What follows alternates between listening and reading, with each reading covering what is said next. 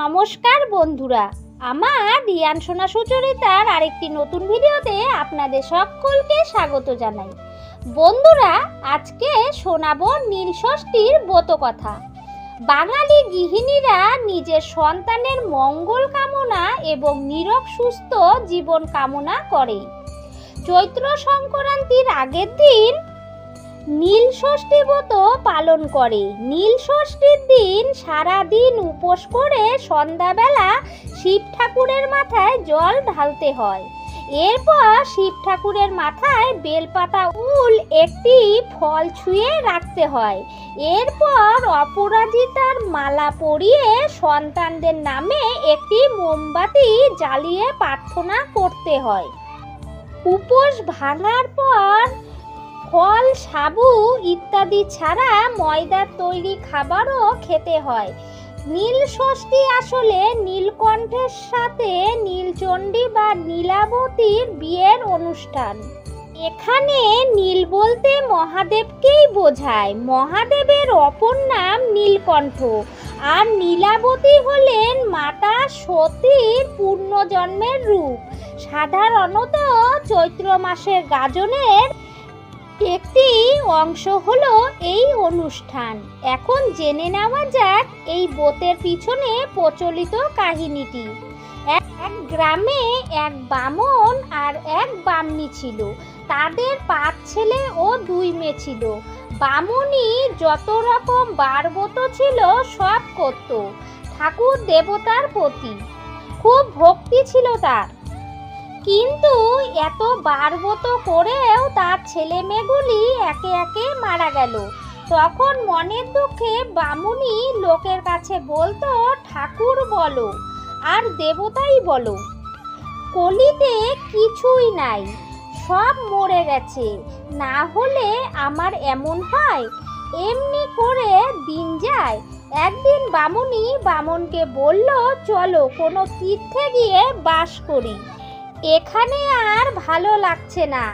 বামন তখন বাপ পিতার ভিটে ছেড়ে কাঁদতে কাঁদতে মনের দুঃখে কাশি চলে গেল। একদিন বামুনি দশাশ্বমেধ ঘাটে স্নান করে বাবা বিশ্বনাথের পুজো করে কর্ণিকা ঘাটে বসে কিছু ভাবছে।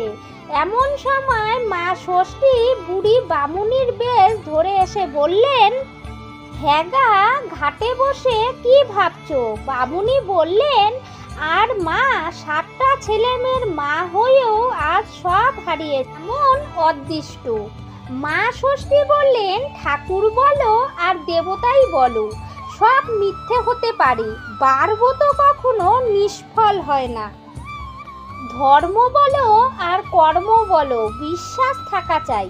বামুনি বললেন, মা, কত জ্বালা পেয়ে তবে এত সব বলছি।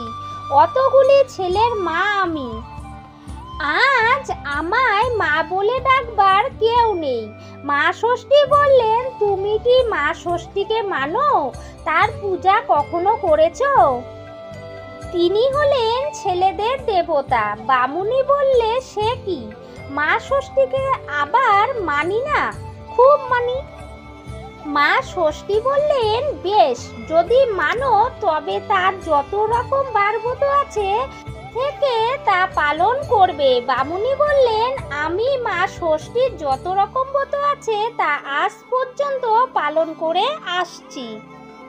মা ষষ্ঠী বললেন, সব রকম করেছো, কিন্তু নীল ষষ্ঠীর ব্রত করেছো? বামুনি বললেন, মা, তা কখনো ওই নাম তো শুনিনি, ওর নিয়মও তো আমি জানি না, কি করে করতে হয়। মা ষষ্ঠী বললেন, চৈত্র মাসের ভোরে শিব পুজো করবে, তারপর সংক্রান্তির আগের দিন সমস্ত দিন উপোস করে সন্ধ্যের সময় নীলকণ্ঠ শিবের মন্দিরে ঘিয়ের প্রদীপ জ্বেলে দিয়ে মা ষষ্ঠীকে ভক্তি ভরে প্রণাম করে জল খাবে। নীল ষষ্ঠীর ব্রত করলে মার দয়ায় আবার তোমার সব হবে। এই বলে মা ষষ্ঠী চলে গেলেন। বামুনি কাশি থেকে রোজ শিব পুজো করতে লাগলেন। চৈত্র সংক্রান্তিতে নীলাবতীর পুজো দিয়ে শিবের ঘরে বাতি জেলে জল খেলে কিছুদিন পরে বামনি পোয়াতি হলো। তারপর তার ছেলে হলো। ক্রমে ক্রমে অনেকগুলি ছেলে মেয়ে হলো।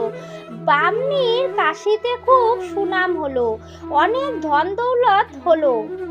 তারপর বামনি নীল ষষ্ঠীর পুজো চারিদিকে প্রচার করলেন। এইভাবে নীল ষষ্ঠী ব্রত চারিদিকে প্রচলিত হলো। ভিডিওটি কেমন লাগলো বন্ধুরা? ভিডিওটি ভালো লাগলে লাইক কমেন্ট শেয়ার করবেন সকল বন্ধুদের মাঝে। আমার নতুন এবং পুরনো বন্ধুদের অনেক অনেক ভালোবাসা। আমার পুরো ভিডিওটি দেখার জন্য সকল বন্ধুকে অনেক অনেক ধন্যবাদ। বন্ধুরা, আমার পাশে থাকা বেল বাটনটি অন করে রাখলেই আমি যখনই সনাতন ধর্মের ধর্মীয় তথ্যগুলিকে আপনাদের সামনে তুলে ধরবো, খুব সহজেই আপনাদের কাছে পৌঁছে যাবে। সবাই ভালো থাকবেন, সুস্থ থাকবেন। ধন্যবাদ বন্ধুরা। দেখা হবে পরের অন্য কোনো ভিডিওতে।